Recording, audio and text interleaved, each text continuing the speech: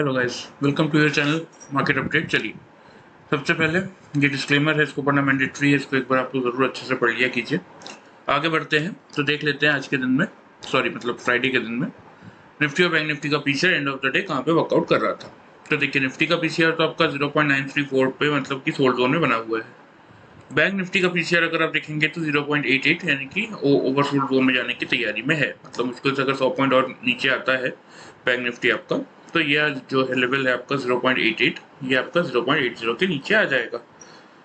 India VIX, देखिए market में गिरावट देखने को मिली, लेकिन फिर भी इंडिया विक्स भी गिरा, जबकि इंडिया विक्स का तो कायदे से बढ़ना चाहिए था। तो ये बता रहा है कि मार्केट में इतना पैनिक इस समय है नहीं, इसलिए इंडिया विक्स नीचे है। मार्केट यहाँ से रैली अभी भी ऊपर की तरफ कर सकता है इंडिया विक्स को देखते हुए, तो एटलीस्ट यही समझ में आता है। ठीक है, चलिए सबसे पहले देख लेते हैं एफआईज और डीआईज कहाँ पे वर्कआउट कर रहे थे। देखिए 23 जून फ्राइडे को एफआईज ने हल्की फुल्की सेलिंग ही की है। 344 कॉन्ट्रैक्ट ये कैश में नेगेटिव है। डीआईज भी 684 कॉन्ट्रैक्ट नेगेटिव है। एफआईज इंडेक्स फ्यूचर में 247 कॉन्ट्रैक्ट सिर्फ नेगेटिव है। ठीक है, जबकि इंडेक्स ऑप्शन में 10,107 कॉन्ट्रैक्ट ये पॉजिटिव है। और स्टॉक फ्यूचर स्टॉक ऑप्शन में तो पूरी तरीके से पॉजिटिव ही खड़े हैं। 494 स्टॉक फ्यूचर में, 193 आपके स्टॉक ऑप्शन में। तो एफआईज का डेटा, क्योंकि देखिए यहाँ पे, हाँ ठीक है, थोड़ी सी नेगेटिविटी है। मैं हमेशा आपको बोलता हूँ कि ये डेटा अपने आप में बहुत इंपॉर्टेंट रहता है, लेकिन ओवरऑल डेटा, क्योंकि मार्केट में एक साइजेबल करेक्शन आना था, वो आ गया। ठीक है, लेकिन कोई बहुत बड़ा ऐसा ट्रिगर नहीं है कि मार्केट यहाँ से एकदम से नीचे आ जाए या फिर बहुत बड़ी गिरावट आ जाए, क्योंकि जब तक एफआईज का डेटा नेट परचेज में पॉजिटिव साइड पे खड़ा हुआ है 6,888 कॉन्ट्रैक्ट, तब तक मार्केट इतनी बड़ी गिरावट नहीं दे सकता। ऊपर से डीआईज का डेटा भी आपका पॉजिटिव है।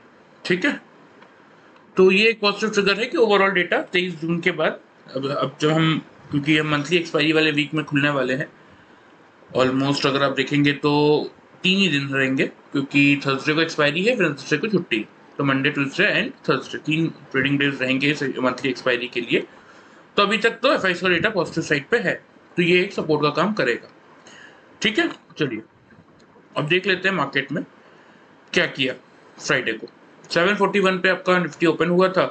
756 का ही हाई है, नीचे 647 का लो बनाया और एवरेज क्लोजिंग 665 पे कर दी।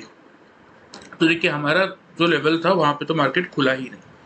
780 से 830 का हमारा रेंज था, वहाँ पे तो मार्केट खुला ही नहीं। मार्केट खुला थोड़ा सा टिप पे 740 पे, और अब देखेंगे तो 756 का ही हाई था। मतलब जो 760 का हमारा यहाँ पे first target on the sell side पे था, उसके तो नीचे ही खुला था और उसके ऊपर गया भी नहीं पूरे दिन में। तो चलिए थोड़ा सा 5 मिनट में देखते हैं कि किस तरीके का ट्रेडिंग एक्शन बनता और कैसा वर्कआउट करना था। देखिए 10 EMA की इस लाइन के नीचे मार्केट खुला।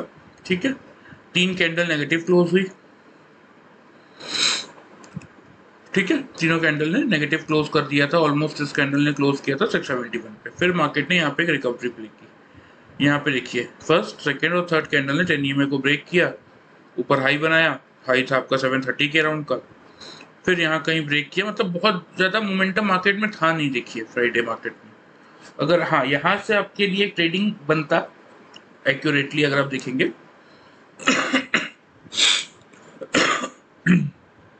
क्यों बनता, देखिए यहाँ पे जब इस कैंडल ने 10 EMA को ब्रेक किया, तो उसके बाद इस 10 EMA की लाइन के ऊपर कोई भी कैंडल इस कैंडल को छोड़ दिया, अगर इन दोनों कैंडल को, ये ऊपर निकली थी। अदरवाइज मार्केट ने कंटिन्यू कोशिश करके यहाँ से अगर आप ट्रेड लेते वही 730 के अराउंड से, तो क्योंकि इंट्राडे पोजीशन थी, एंड ऑफ द डे तो काटना ही था, तो ये आपको 650 तक का ट्रेड मिलता। और मैं अगर लिटरली आपको बताऊं तो मैंने कुछ नहीं किया था। क्यों?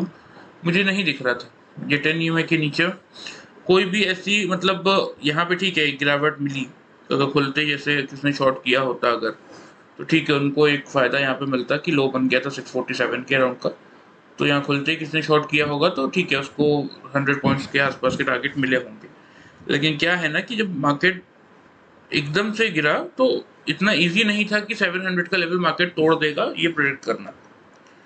तो इसीलिए मार्केट नीचे आया, फिर थोड़ी देर 10 EMA एक लाइन के ऊपर गया, फिर नीचे आया, सस्टेन किया, फिर ऊपर निकला, फिर यहाँ से अगर देखेंगे तो नीचे आया, फिर ऊपर निकलने की कोशिश कर रहा था, फिर यहाँ पे नीचे ट्रैवल किया और फाइनली यहाँ पे ऊपर निकला भी, लेकिन फिर एंड ऑफ द डे नीचे आके क्लोज किया। मतलब बहुत ज़्यादा ट्रेडिंग के मौके फ्राइडे मार्केट आपको नहीं दिया। ठीक है। तो चलिए ये तो बात होगी फ्राइडे की कि ठीक है, अगर किसने खुलते ही शॉर्ट किया होगा तो उसका पैसा बना होगा या फिर यहाँ कहीं, क्योंकि यहाँ पे ये एग्जैक्टली ये जो लाइन थी ना आपकी 755 का जो ये लेवल था जहाँ आपकी 100 EMA थी, यहाँ भी नहीं गया कि यहाँ से समझ में आया कि रेजिस्टेंस फेस कर रहा था। तो ठीक है, देखिए इसमें कोई ऐसा फर्स्ट ऑफ ऑल तो हमारी ओपनिंग बहुत दिनों के बाद, मतलब लगभग मैंने अभी तक 105 या 107 वीडियो, सॉरी 95 या 96 वीडियोस बनाए हैं। अभी तक मुझे नहीं लगता कि किसी भी वीडियो में हमारी ओपनिंग रेंज गलत हुई थी, लेकिन हाँ ठीक है, इस वीडियो में हमारी ओपनिंग रेंज गलत हुई। और प्लस अगर आप देखेंगे तो मार्केट ने बहुत ज़्यादा कोई मोमेंटम दिया नहीं, ये सिर्फ यहीं पे खुलते ही एक डिप बनाया था, उसके बाद फिर ऊपर कवर अप करने की कोशिश कर रहा था, फिर एंड ऑफ द डे वहीं पे क्लोज किया। दो इंपॉर्टेंट चीज़ है वो मैं आपको बता देता हूँ सबसे पहले। ये तो फ्राइडे की बात हो गई, अब कल के लिए कैसा रहने वाला है मार्केट, ठीक है, उसकी बात करते हैं। इंपॉर्टेंट चीज़ यहाँ पे सबसे पहले मैं आपको एक ये दिखा देता हूँ, देखिए कि इस, जैसे कि मैं आपको बोलते हुए आ रहा हूँ कि इस 10 EMA को यहाँ मार्केट ने जब रिगेन किया था ना, इसके बाद से यहाँ 2 कैंडल ने क्लोज कर किया था, फिर मार्केट ऊपर निकल गया था, ठीक है। यहाँ पे हर बार 10 EMA से सपोर्ट लेके मार्केट पलट रहा था। अब फिर से मार्केट नीचे आया है, लेकिन यहाँ भी आपको क्या देखने को मिल रहा है कि 20 EMA के लाइन के नीचे किसी भी कैंडल ने क्लोज नहीं किया है 20 EMA के नीचे। तो मेजर पॉइंट क्या है कि हम 665 पे बंद हुए हैं और 641 पे आपका 20 EMA खड़ा है, 10 EMA आपका 730 पे। तो दो इंपॉर्टेंट चीजें ये हैं, फर्स्ट कल के दिन में मार्केट को किसी भी हालत में 640 के नीचे क्लोज नहीं करना, फर्स्ट पॉइंट तो ये हो गया। सेकंड पॉइंट, अच्छा तब मानेंगे जब मार्केट आपका 730 के ऊपर क्लोज करता है, 640 के नीचे क्लोजिंग नहीं चाहिए, और सेकंड पॉइंट क्या है, 730 के ऊपर क्लोज कर। ये दोनों चीजें अगर होती है तो मार्केट यहाँ से फिर से आपको एक हेल्दी करेक्शन, ये इसको हम करेक्शन ही मानेंगे, फिर मार्केट पॉजिटिव साइड पे निकल जाएगा। थोड़ा सा बॉलिंजर बैंड को अगर देखें तो देखिए यहाँ पे आपको क्या देखने को मिल रहा है कि मार्केट जब जब इस हायर रेंज को टच करता है, फिर को कंसोलिडेशन कर रहा था, फिर टच किया यहाँ पे, फिर थोड़ा सा कंसोलिडेशन कर रहा है। तो अब यहाँ पे एक पॉसिबिलिटी फिर बनती है कि मार्केट एक बार इसको टच करे, और ये 20 EMA की लाइन की वैल्यू इसलिए बढ़ जाती है कि अगर इसको टच नहीं किया और इसको ब्रेक करता है तो इसका मतलब एटलीस्ट मार्केट यहाँ तक आ सकता है 18,430 के लेवल तक, अगर ये 20 EMA के लाइन को मार्केट ने ब्रीच किया तो, ठीक है। तो इसीलिए थोड़ा सा दो पॉइंट्स है, दो इंपॉर्टेंट फिगर है, ध्यान से सुन लीजिए। 640 के नीचे क्लोजिंग नहीं चाहिए, 640 के नीचे कल का मार्केट क्लोज होता हुआ दिखता है तो एक बार बाइंग की पोजीशन आप लोग कम कर लीजिए, या फिर एक बार बाइंग को छोड़ दीजिए मेरे हिसाब से, अगर 640 के नीचे ही क्लोजिंग आती है तो। क्योंकि अगला सपोर्ट मतलब अगला 50 EMA का लेवल आएगा 360 पे, यहाँ पे कहीं वही 360 से 430 बॉलिंजर बैंड का भी एंड है आपका कहीं ना कहीं, इसीलिए यहाँ पे क्या देखने को मिलेगा, फिर एक गिरावट देखने को मिल सकती है। तो दो चीजें हैं, ध्यान से सुन लीजिए, अच्छे से नोट कर लीजिए, 640 का के नीचे क्लोज नहीं चाहिए, और 730 के ऊपर क्लोज आ गई तो मार्केट फिर से एक बार अटेम्प्ट करेगा लाइफ टाइम हाई की तरफ, जो कि आपका 887 का लेवल था। क्लियर। अब थोड़ा सा ग्लोबल मार्केट पे आते हैं।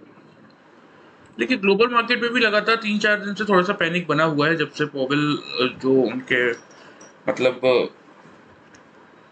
पॉवेल ने जब से आके यहाँ पे बोला है कि जो जिसे हमारे यहाँ RBI है, उनके यहाँ फेड है, तो फेड की जो प्रेसिडेंट है उनके मिस्टर पॉवेल नाम है उनका, तो उन्होंने जब से ये कमेंट्री दी है कि इस साल रेट हाइक कंटिन्यू हो सकता है, तब से 3-4 दिनों से ग्लोबल मार्केट पैनिक में है, और वो पैनिक दिख भी रहा है। तो फ्राइडे के एंड ऑफ द डे आपका डाउ जोन्स 219 पॉइंट्स नेगेटिव था, S&P आपका 33 और नैस्डैक आपका 138 पॉइंट।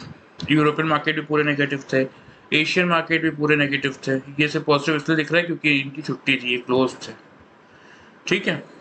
अदरवाइज पूरा ग्लोबल मार्केट यही दिखा रहा है कि नेगेटिव साइड पे थोड़ा सा बायस ज्यादा है, ठीक है। तो करना क्या है, ओपन इंटरेस्ट का डेटा देख लेते हैं, उससे भी समझ में आ जाएगा निफ्टी का।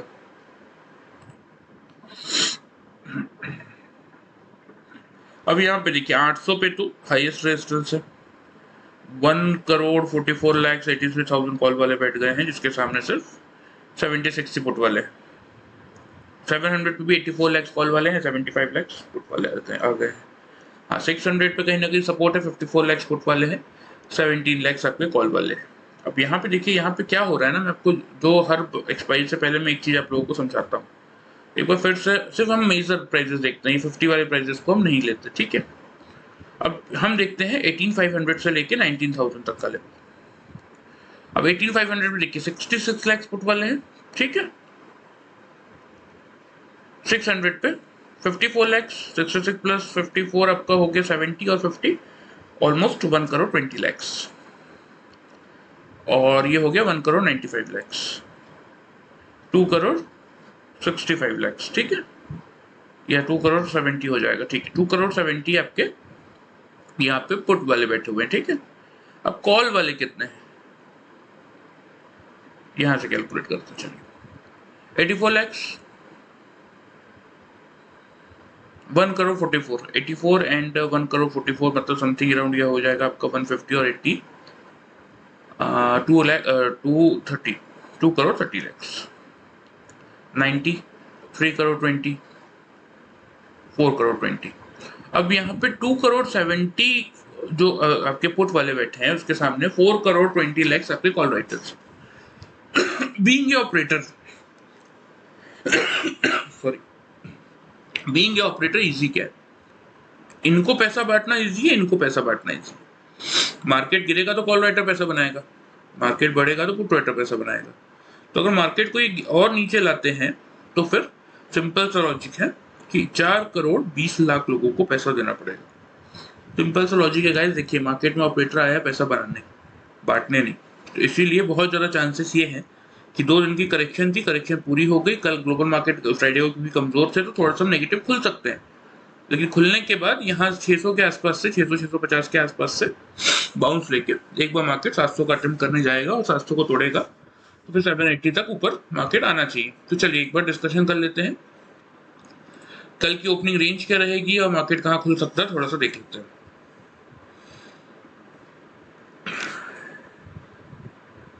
लेकिन मुझे ना बहुत, हालांकि ठीक है डाउ जोन्स आपका 200 पॉइंट के अराउंड गिरा हुआ है, कितना गिरा हुआ देख लेते हैं फिर से। 219 पॉइंट्स की नेगेटिविटी दिखा रहा है डाउ जोन्स आपका, लेकिन मुझे बहुत बड़ा कोई गैप डाउन नहीं लग रहा है। फर्स्ट पॉइंट तो मैं आपको ये बता दूं, फिर भी जो लेवल रखेंगे ये तो तय है कि थोड़ा सा नीचे खुलने वाले हैं। 600-650 की रेंज है हमारी सपोर्ट की, तो वही रखते हैं, 600 से 650 की ओपनिंग रेंज रखते हैं, ठीक है। अब क्योंकि यहाँ पे देखिए, यहाँ पे क्या आ रहा है, यहाँ पे एक सपोर्ट भी आ रहा है निफ्टी के चार्ट पे, 580 का ये जो लेवल है ना, ये भी सपोर्ट का काम कर रहा है, प्लस 640 पे तो आपका 20 EMA है ही, तो ये आपके लिए मल्टीपल सपोर्ट्स की रेंज आ गई। 580 पहला सपोर्ट, 600 एक साइकोलॉजिकल बैरियर, 640 20 EMA का लेवल। तो इसीलिए इस रेंज को तोड़ना इतना इजी नहीं होगा। हाँ, बहुत बड़ा गैप डाउन हो जाता, 580 के सीधा नीचे ही खुल जाते, हाँ तो फिर आपके लिए जगह बन जाती। कहाँ तक की जगह बन जाती, ये यहाँ तक, 430 से 350 तक की फिर जगह बन जाती। लेकिन जब तक मार्केट 580 के नीचे क्लोज नहीं कर रहा तब तक कोई बहुत बड़ा करेक्शन नहीं आने वाला मार्केट में, यहीं तक का लेवल है गिरने का। तो इसीलिए 600-650 की रेंज रखते हैं ओपनिंग की। करना क्या है, 650 का हायर रेंज टूटेगा, या मान लेते हैं 630, ये जितना 600 के पास मिलेगा, ठीक है, आप वहां से बाइंग इनिशिएट करेंगे। नीचे ये 580 का जो सपोर्ट है इसके जस्ट नीचे 560 पे आपका स्टॉप लॉस होगा, और ऊपर की तरफ पहला टारगेट होगा 680 का।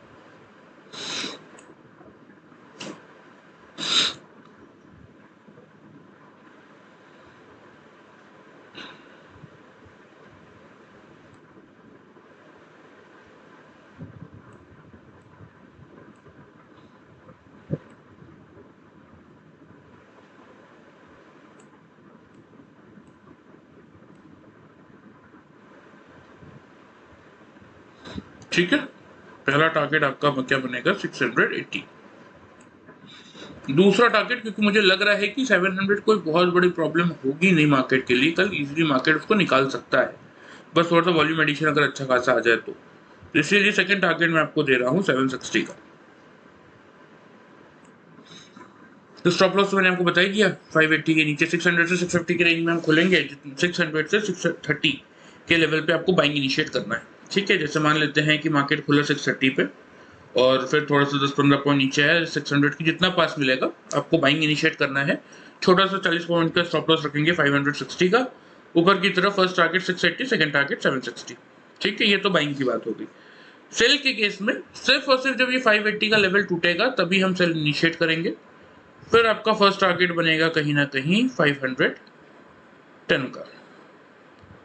580 का लेवल टूटेगा तभी हम सिर्फ सेल इनिशिएट करेंगे। फर्स्ट टारगेट 510 और सेकंड टारगेट फिर बनेगा, अगर 500 का लेवल टूटा तो 430, जो कि हमें बॉलिंजर बैंड के हिसाब से दिख रहा है। क्लियर? तो स्टॉप लॉस उस केस में 650 का ही रखना पड़ेगा, क्योंकि 580 से आप शॉर्ट कर रहे हैं तो 630 का आप स्टॉप लॉस लेके चल सकते हैं। फिर से बता रहा हूँ, निफ्टी का ध्यान से सुन लीजिए एक बार। ओपनिंग रेंज 600 650, 600 की जितना पास मिलेगा बाइंग इनिशिएट करेंगे 560 के स्टॉप लॉस के साथ। First target 680, second target 760। Sell के केस में 580 के नीचे से ही सेलिंग स्टार्ट करेंगे। अगर 580 के नीचे 3 कैंडल क्लोज करती है तो ही सेल इनिशिएट करेंगे 510 से 430 के टारगेट्स के लिए। ऊपर की तरफ 630 आपका स्टॉप लॉस। ठीक है, ये बात हो गई आपकी निफ्टी की। अब थोड़ा सा देख लेते हैं बैंक निफ्टी को।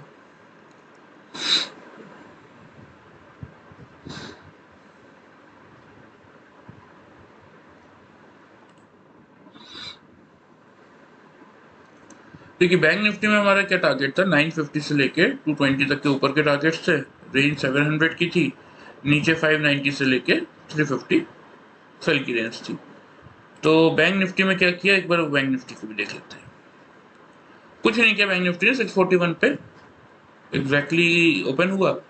ऊपर 824 तक का हमने हाई बनाया था, 519 का लो था, 622 पे हमने क्लोज कर दिया। ठीक है, लेकिन बैंक निफ्टी में एक चीज क्या देखने को मिल रही है आपको कि देखिए, इस कैंडल ने क्लोज किया था, ये कंफर्मेशन इसने दे दी, दो कंसेक्यूटिव क्लोजिंग 10 और 20 दोनों के नीचे आ गई। और दूसरा पॉइंट मेरा ये है ना कि यहाँ कहीं अगर आप देखेंगे तो ये 10 EMA की रेड वाली जो लाइन है वो 20 EMA के नीचे आ गई। मतलब 10 EMA की वैल्यू 791 है, यहाँ पे आपको वैल्यू शो होगी, और 20 EMA की वैल्यू 806 है। तो ये थोड़ा सा प्रॉब्लम है, क्योंकि 10 EMA की कैंडल ने 20 EMA को नीचे की तरफ रीच किया है, तो एक थोड़ी सी शॉर्ट टर्म में गिरावट बैंक निफ्टी दिखा सकता है। तो सिंपल सा लॉजिक है, देखिए कि वैसे भी अगर इसका बॉलिंजर बैंड देखेंगे तो बहुत ही शॉर्ट रेंज है और लेवल नीचे का बहुत ज़्यादा है नहीं। ये 300 पे मल्टीपल सपोर्ट्स आ गए। देखिए, एक तो बॉलिंजर बैंड का भी एंड आ गया, ऊपर से आपका यहाँ पे अगर आप देखेंगे तो कहीं ना कहीं 50 EMA का लेवल है 322 पे। तो ये जो 300 से 330 की रेंज है, ये इतनी इजीली टूटेगी नहीं। ठीक है, यहाँ पे आपको क्लियरली ये तो समझ में आ रहा है। लेकिन क्योंकि यहाँ पे प्रॉब्लम ये हुई है कि बैंक निफ्टी ने आपका 10 EMA की वैल्यू 20 EMA से कम आ गई। लेकिन ठीक है, ये ऐसा सिर्फ फर्स्ट डे हुआ है। तो अगर बैंक निफ्टी अच्छी खासी मोमेंटम ऊपर की तरफ दिखा देता है तो ये फिर से ऊपर निकल जाएगा, कोई बहुत बड़ा प्रॉब्लम आएगा नहीं। तो बैंक निफ्टी में क्या करना है, थोड़ा सा बैंक निफ्टी का भी ओपन इंटरेस्ट का डेटा देख लेते हैं और क्लियर समझ में आ जाएगा। देखिए, बैंक निफ्टी के लिए तो बहुत क्लियर है, हाईएस्ट ओपन इंटरेस्ट 500 पे ही है, 43,500 पे 38 लाख पुट वाले हैं, 19 लाख आपके कॉल वाले हैं। तो ये तो आपका बेस हो गया। ठीक है, ऊपर पहला रेजिस्टेंस आएगा 800 पे, दूसरा रेजिस्टेंस आएगा 44,000 पे। जब 35 लाख कॉल वाले हैं, 11 लाख पुट वाले, और 800 पे अगर आप देखेंगे तो 26 लाख कॉल वाले हैं, 10 लाख पुट वाले। ठीक है, तो बैंक निफ्टी में क्या करना है, बैंक निफ्टी में ओपनिंग रेंज हम रखेंगे 500 से लेके 550 के बीच में। कि नेचुरल है, अगर 200 पॉइंट डाउन गिरा है निफ्टी, थोड़ा सा अगर गैप डाउन खुल रहा है तो बैंक निफ्टी भी थोड़ा सा नीचे खुलेगा। खुले या ना खुले, एक बार क्योंकि 519 का लो भी था, तो एक बार तो 500 से 550 के आसपास आएगा। तो करना क्या है, 500 से 550 की रेंज में 3 कैंडल अगर क्लोज करती है और 500 का लेवल ब्रीच नहीं करती है, वहां से आप बाइंग इनिशिएट करेंगे। पहला टारगेट रहेगा कल का आपका 750 का, या 780 का मान सकते हैं आप, क्योंकि एक बार तो जाएगा 800 का लेवल टच करना। ठीक है, तो इसको हम 780 रख लेते हैं।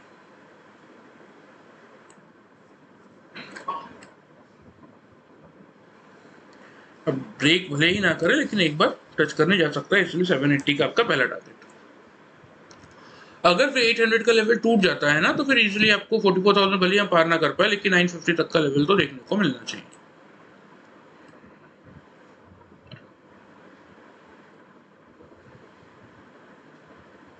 इसीलिए मैं आपको 950 का दूसरा टारगेट दे रहा हूँ।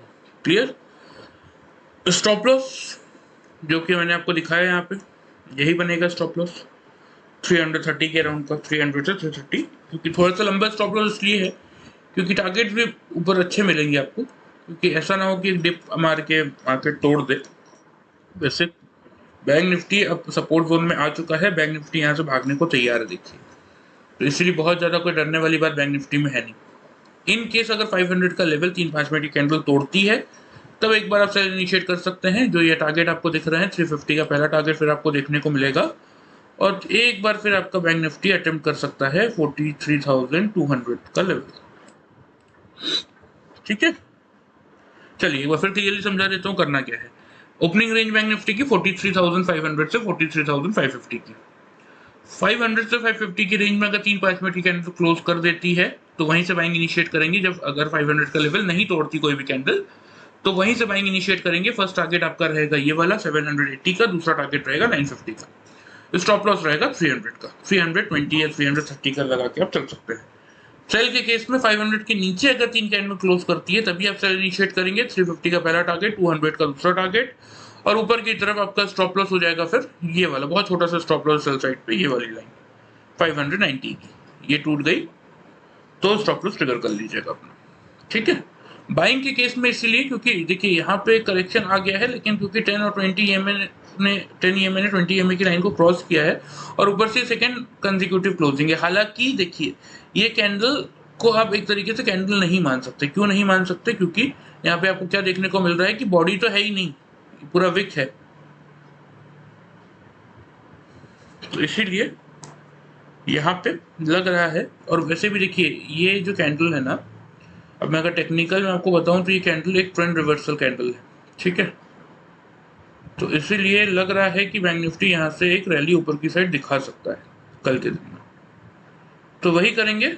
लेकिन फिर भी क्योंकि ग्लोबल मार्केट कमजोर है थोड़ा तो नीचे खुलेंगे ही, लेकिन ठीक है, कोई बहुत बड़ा ज़्यादा यहाँ पे डरने घबराने जैसी बात है नहीं। बैंक निफ्टी आपको सिर्फ करना क्या है, बाइंग के केस में स्टॉप लॉस थोड़ा सा आपको बड़ा लगाना ही पड़ेगा क्योंकि ऊपर टारगेट भी आपको अच्छे मिलेंगे। मेरे हिसाब से बहुत मार्केट में सिर्फ एक ही करेक्शन ही था जो कि पूरा हो गया।